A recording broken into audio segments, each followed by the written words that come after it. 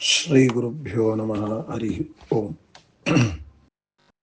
ಗೀತಾ ತಾತ್ಪರ್ಯ ಶ್ರೀಮದಾಚಾರ್ಯರ ಮತ್ತೊಂದು ಗ್ರಂಥ, ಗೀತೆಯ ವ್ಯಾಖ್ಯಾನ ರೂಪವಾದದ್ದು. ಹೇಗೆ ಶ್ರೀಮದಾಚಾರ್ಯರು ಸೂತ್ರ ಭಾಷ್ಯವನ್ನು ರಚನೆ ಮಾಡಿದಾಗ ಅದರಲ್ಲಿ ಬರುವ ಗತಾರ್ಥತಾ ಶಂಕಾವನ್ನು ಪ್ರಶ್ನೆ ಮಾಡಿಕೊಂಡು ಅನುವ್ಯಾಖ್ಯಾನಾದಿಗಳಲ್ಲಿ ಅವುಗಳ ಉತ್ತರವನ್ನು ಕೊಟ್ಟಿದ್ದಾರೆ, ಹಾಗೆ ಗೀತಾ ಭಾಷ್ಯವನ್ನು ರಚನೆ ಮಾಡಿ ಅವುಗಳ ಮೇಲೆ ಬರುವಂತಹ ಪ್ರಶ್ನೆ ಮೊದಲಾದವುಗಳನ್ನು ಗೀತಾ ತಾತ್ಪರ್ಯದಲ್ಲಿ ಶ್ರೀಮದಾಚಾರ್ಯರು ಅದನ್ನು ತೋರಿಸಿಕೊಟ್ಟಿದ್ದಾರೆ. ಯಾಕೆಂದರೆ ಗೀತೆಗೆ ಒಂದು ವ್ಯಾಖ್ಯಾನ ಮಾಡಿದ ಮೇಲೆ ಮತ್ತೊಂದು ವ್ಯಾಖ್ಯಾನವನ್ನು ಯಾಕೆ ಮಾಡಬೇಕು ಅಂತಂದರೆ, ಶಿಷ್ಯರ ಬುದ್ಧಿಗೆ ಸರಿಯಾದ ರೀತಿಯಲ್ಲಿ ಆ ಶಬ್ದಗಳ ಅರ್ಥಗಳ ವಿಷಯ ತಿಳಿದು ಬರದೇ ಇದ್ದಾಗ ಸರಳವಾದ ರೀತಿಯಲ್ಲಿ ರಚನೆ ಮಾಡಬೇಕು ಅಂತನ್ನುವುದಕ್ಕಾಗಿ ಗೀತಾ ತಾತ್ಪರ್ಯವನ್ನು ಶ್ರೀಮದಾಚಾರ್ಯರು ಮಾಡಿ, ಅಲ್ಲಿ ಗೀತಾ ಭಾಷ್ಯದಲ್ಲಿ ಏನು ಸಂಕ್ಷೇಪವಾಗಿ ಹೇಳಿದ ವಿಷಯಗಳು ಇದೆ, ಅಲ್ಲಿ ಹೇಳಿದ ವಿಷಯಗಳಿದೆ ಮತ್ತು ಹೇಳದೇ ಇರುವ ವಿಷಯಗಳಿದೆ, ಅದೆಲ್ಲವನ್ನೂ ಕೂಡ ಗೀತಾ ತಾತ್ಪರ್ಯದಲ್ಲಿ ಸ್ಪಷ್ಟವಾಗಿ ಹೇಳಲ್ಪಟ್ಟಿದೆ. ಅದರಿಂದ ತಾವು ಹೇಳಿದಂತಹ ಅರ್ಥಗಳ ಸ್ಪಷ್ಟವಾದ ನಿರ್ಣಯವನ್ನು ಮಾಡಲಿಕ್ಕಾಗಿ ಹೊರಟ ಗ್ರಂಥನೇ ಅದು ಗೀತಾ ತಾತ್ಪರ್ಯ. ಅಂತಹ ಗೀತಾ ತಾತ್ಪರ್ಯ ಇದು ಅವಶ್ಯವಾಗಿ ಭಗವಂತನ ಆರಾಧನೆ ಶ್ರೇಷ್ಠವಾದ ಧರ್ಮ, ಅದನ್ನು ಬಿಟ್ಟು ಬೇರೆ ಎಲ್ಲವೂ ಕೂಡ ಅಧರ್ಮ ಎನ್ನುವುದು ಈ ಗೀತೆಯ ಸಾರ.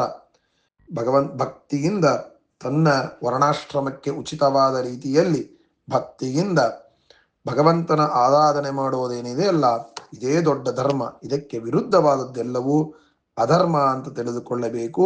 ಎಲ್ಲವೂ ಭಗವಂತನ ಅಧೀನ ಅಂತ ತಿಳಿದುಕೊಂಡು ಜ್ಞಾನವನ್ನು ಮಾಡಿಕೊಳ್ಳೋದೇನಿದೆ ಗೀತಾದಿಂದ ಬರುವಂತಹ ಅರ್ಥ ಎನ್ನುವುದಾಗಿ ತಿಳಿಸಿಕೊಡ್ತಾರೆ. ತನ್ನ ಧರ್ಮದಿಂದ ಭಗವಂತನನ್ನ ಆರಾಧಿಸುವುದು, ಬೇರೆಯದನ್ನ ಬಿಡುವುದು, ಭಗವಂತನ ಭಕ್ತಿನೇ ಸರ್ವೋತ್ತಮ ಸಾಧನ.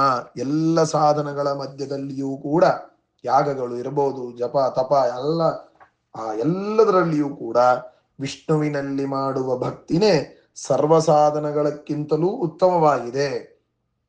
ಜ್ಞಾನಿಗಳು ಮೋಕ್ಷವನ್ನ ಹೊಂದಬೇಕಾದರೆ ಆ ಜ್ಞಾನಿಗಳು ಕೂಡ ಭಗವಂತನ ಅಧೀನರಾಗಿರ್ತಾರೆ.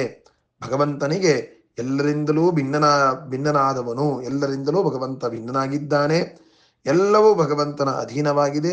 ಸಕಲ ಗುಣಗಳಿಂದಲೂ ತುಂಬಿದ್ದಾನೆ. ಎಲ್ಲ ಶಾಸ್ತ್ರಗಳಿಂದಲೂ ಕೂಡ ಭಗವಂತನೇ ತಿಳಿದು ಬರುವುದು ಎನ್ನುವುದಾಗಿ ಈ ಗೀತಾ ತಾತ್ಪರ್ಯ ಮೊದಲಾದವುಗಳಲ್ಲಿ ಸ್ಪಷ್ಟವಾಗಿ ಎಲ್ಲ ಪ್ರಮಾಣಗಳಿಂದ ಶ್ರೀಮದಾಚಾರ್ಯರು ಅದನ್ನ ತಿಳಿಸಿಕೊಟ್ಟಿದ್ದಾರೆ. ಅಂತಹ ಗೀತಾ ತಾತ್ಪರ್ಯದಲ್ಲಿ ಎಷ್ಟೋ ತರಹದ ಪ್ರಶ್ನೆಗಳು, ಎಷ್ಟೋ ತರಹದ ಗ್ರಂಥಗಳ ಉದಾಹರಣವನ್ನ ಕೊಟ್ಟಿದ್ದಾರೆ. ಭಗವಂತನ ದ್ವೇಷಾದಿಗಳಿಂದಲೂ ಮೋಕ್ಷವಾಗಿದೆ ಇತ್ಯಾದಿ ಪ್ರಶ್ನೆಗಳು ಬಂದರೆ, ದ್ವೇಷದಿಂದ ಮೋಕ್ಷ ಮೊದಲಾದವುಗಳು ಆಗೋದಿಲ್ಲ ಇತ್ಯಾದಿಗಳನ್ನು ಕೂಡ ಅಲ್ಲಿ ಸಮರ್ಥನೆ ಮಾಡಿಕೊಟ್ಟಿದ್ದಾರೆ. ಚಿಕ್ಕ ಚಿಕ್ಕ ಶಬ್ದಗಳು, ಜನಾರ್ದನ, ಕೇಶವ ಮೊದಲಾದ ಶಬ್ದಗಳ ಅರ್ಥವನ್ನೂ ತಿಳಿಸಿಕೊಡ್ತಾರೆ, ಅನುಸಂಧಾನಾದಿಗಳನ್ನು ತಿಳಿಸಿಕೊಡ್ತಾರೆ, ಕೆಲವು ಸ್ಪಷ್ಟವಾದ ವಿಷಯವನ್ನು ಕೂಡ ತಿಳಿಸಿಕೊಡ್ತಾರೆ. ಜ್ಞಾನದ ಲಕ್ಷಣಗಳು, ಧ್ಯಾನದ ಪ್ರಕಾರಗಳು, ಸನ್ಯಾಸ ಯೋಗಿಗಳ ಲಕ್ಷಣಗಳು, ಆಮೇಲೆ ಉಪಾಯ ಅಂತಂದ್ರೆ ಏನು, ನಾನಾ ಜನ ಶುಶ್ರೂಷ ಅಂತಂದ್ರೆ ಏನು, ಮನಸ್ಸನ್ನು ಹೇಗೆ ನಿಗ್ರಹ ಮಾಡುವುದು, ಇವೇ ಮೊದಲಾದವುಗಳನ್ನ ಅವರು ತಿಳಿಸಿಕೊಟ್ಟಿದ್ದಾರೆ ಗೀತಾ ತಾತ್ಪರ್ಯದಲ್ಲಿ.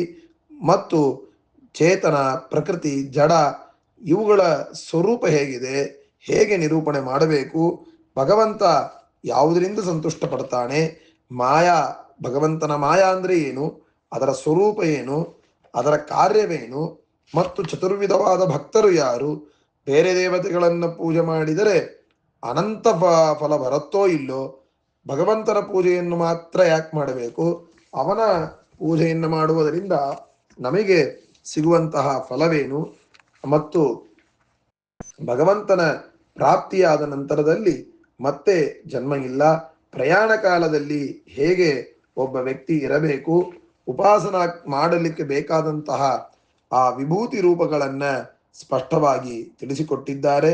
ವಿಶ್ವರೂಪದ ದರ್ಶನವನ್ನು ಕೂಡ ಅರ್ಜುನನಿಗೆ ಮಾಡಿಸಿದ್ದಾರೆ. ಅರ್ಜುನನಿಂದ ಆ ಭಗವಂತನ ಮಹಿಮೆಗಳನ್ನ ಅವನು ತಿಳಿದುಕೊಳ್ತಾನೆ.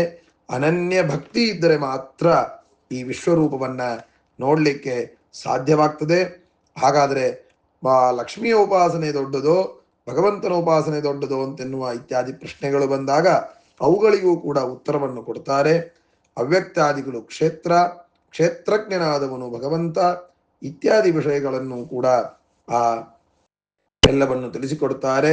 ಹೀಗೆ ಆ ದೇವತಾ, ಮನುಷ್ಯ, ಅಸುರರು ಅವರ ದೇಹ ಅದು ಹೇಗಿರಬೇಕು, ಧ್ಯಾನಾದಿಗಳು ಪರಮಾತ್ಮನ ಜ್ಞಾನ ಅವುಗಳೆಲ್ಲ ಹೇಗೆ ಮೋಕ್ಷಕ್ಕೆ ಸಾಧನವಾಗ್ತದೆ, ಶರೀರದ ಅಭಿಮಾನಗಳನ್ನು ಹೇಗೆ ಬಿಡಬೇಕು, ಸತ್ವಗುಣ, ರಜೋಗುಣ, ತಮೋಗುಣಗಳಿಗೆ ಆ ಲಕ್ಷ್ಮೀದೇವಿಯ ರೂಪಗಳು ಯಾವುದು ಅವುಗಳಿಗೆ ಕಾರಣವಾಗಿದೆ, ಬ್ರಹ್ಮಭೂಯಾಯ ಎನ್ನುವಂತಹ ಪದದ ಅರ್ಥವನ್ನು ತಿಳಿಸಿಕೊಡುವಂತಹದ್ದು.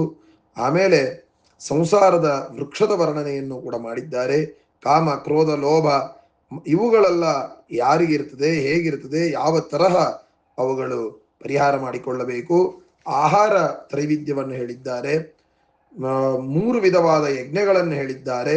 ಶರೀರ, ವಾಂಗ್, ಮಾನಸ 3 ವಿಧವಾದಂತಹ ತಪಸ್ಸುಗಳು, 3 ವಿಧವಾದಂತಹ ಸಾತ್ವಿಕ ಗುಣಗಳು, 3 ವಿಧವಾದಂತಹ ಧ್ಯಾನಗಳು, ದಾನಗಳು, ಓಂ ತತ್ ಸತ್ ಇತ್ಯಾದಿ ಶಬ್ದಗಳ ಅರ್ಥ, ಅವುಗಳ ನಿರ್ದೇಶ, ಸಂಗತ್ಯಾಗ ಅಂದರೆ ಏನು, ಅದನ್ನು ಹೇಗೆ ಮಾಡಬೇಕು, ತಾಮಸ, ರಾಜಸ ಇವುಗಳು ಏನು, ತ್ಯಾಗಿಗಳ ಲಕ್ಷಣ ಯಾವುದು, ಅಧಿಷ್ಠಾನ ಪಂಚಕಗಳು ಯಾವುದು ಇತ್ಯಾದಿಗಳನ್ನು ವಿಶೇಷವಾಗಿ ತಿಳಿಸಿಕೊಟ್ಟಿದ್ದಾರೆ.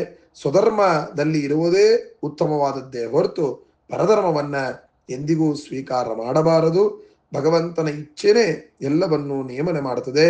ಭಗವಂತನನ್ನೇ ನಾನು ಹೊಂತೇನೆ, ಎಲ್ಲ ಭೂತಗಳಲ್ಲಿ ಭಗವಂತ ಇದ್ದಾನೆ, ಎಲ್ಲ ಭೂತಗಳು ಅವನಲ್ಲಿ ಇದೆ ಎಂಬುವ ಜ್ಞಾನ, ಅದನ್ನು ತಿಳಿದುಕೊಳ್ಳುವುದರಿಂದ ಏನು ಫಲ, ಭಗವಂತನ ಪ್ರಸಾದದಿಂದ ಏನು ಸಿಗ್ತದೆ ಇತ್ಯಾದಿ ಇತ್ಯಾದಿ ವಿಷಯಗಳನ್ನು, ಗೀತಾವನ್ನು ಶ್ರವಣ ಮಾಡಿದರೆ ಏನು ಪುಣ್ಯ, ಯಾವ ತರಹದ ಆ ಗೀತಾ ತಾತ್ಪರ್ಯ ಯಾವ ತರಹ ಫಲವನ್ನು ಕೊಡುತ್ತದೆ, ಗೀತಾ ತಾತ್ಪರ್ಯವನ್ನು ಅಧ್ಯಯನ ಮಾಡಿದರೆ ಅವಶ್ಯವಾಗಿ ನಮಗೆ ಕೆಲವು ವಿಷಯಗಳು ಗೊತ್ತಾಗದೇ ಇರುವಂತಹ ವಿಷಯಗಳು ಕೂಡ ಸ್ಪಷ್ಟವಾಗಿ ಅಲ್ಲಿ ಗೊತ್ತಾಗ್ತದೆ.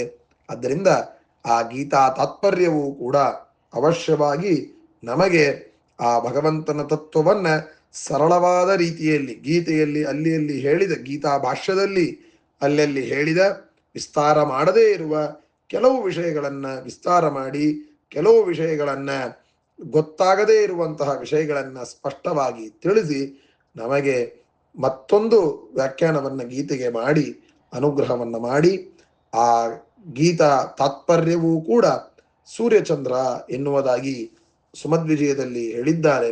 ಅದೇ ತರಹ ನಮಗೆ ಆಗುವ ದುಃಖಗಳು, ಅಜ್ಞಾನದಿಂದ ನಾವು ಒದ್ದಾಡ್ತಾ ಇರ್ತೀವಿ.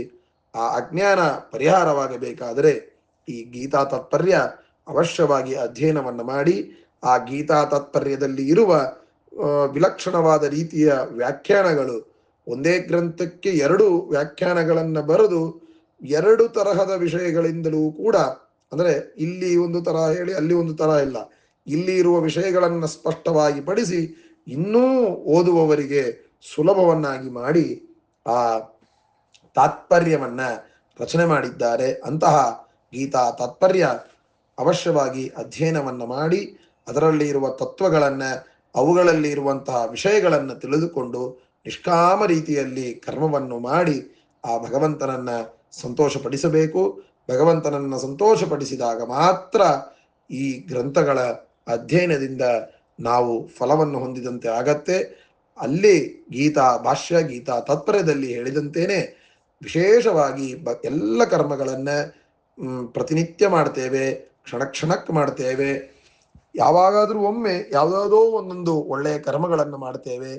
ಆ ಒಳ್ಳೆಯ ಕರ್ಮಗಳನ್ನು ಮಾಡಬೇಕಾದಾಗ ಈಶ್ವರ ಅರ್ಪಣ ಬುದ್ಧಿಯ ನಾವು ಕರ್ಮಗಳನ್ನು ಮಾಡಿ ಅದನ್ನು ಸಮರ್ಪಣೆ ಮಾಡಿದರೆ ಪ್ರತಿನಿತ್ಯವೂ ಸತ್ಕರ್ಮಗಳನ್ನು ಮಾಡುವಂತಹ ಬುದ್ಧಿಯನ್ನು ಭಗವಂತ ನಮಗೆ ಬರೆಸ್ತಾನೆ. ಅಂತಹ ಈ ಗೀತಾ ತಾತ್ಪರ್ಯ, ಅಂತಹ ಗೀತಾ ತಾತ್ಪರ್ಯ ಎನ್ನುವುದು ಅದರ ಪ್ರಕಾಶದಿಂದ ನಮಗೆ ಆ ಭಗವಂತನ ತತ್ವ ಗೊತ್ತಾಗದೇ ಇರುವಂತೆ ಏನಿದೆಯೋ ಅದೆಲ್ಲವನ್ನು ಪರಿಹಾರ ಮಾಡಿ ನಮಗೆ ಶ್ರೀಮದಾಚಾರ್ಯರು ಅನುಗ್ರಹವನ್ನ ಮಾಡುವಂತೆ, ಈ ಗೀತಾ ತಾತ್ಪರ್ಯ ಅಧ್ಯಯನವು ನಮಗೆ ಸಿಗುವಂತೆ ಅವರು ಮಾಡಲಿ ಅಂತ ಕೇಳ್ತಾ ಈ ಎರಡು ವಿಷಯವನ್ನ